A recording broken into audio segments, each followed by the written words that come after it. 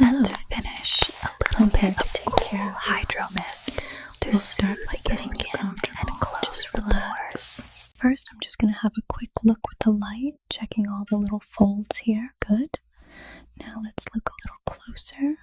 Just a very gentle dry brushing to clear away any surface dust. So soft. I see one tiny little hair right here.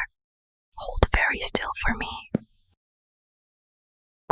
Using this little brush to work the foam into all the little crevices, getting everything perfectly clean.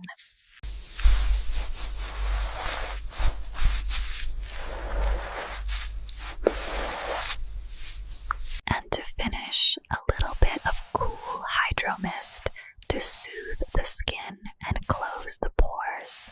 This is a special activating foam. Listen to the fizzing.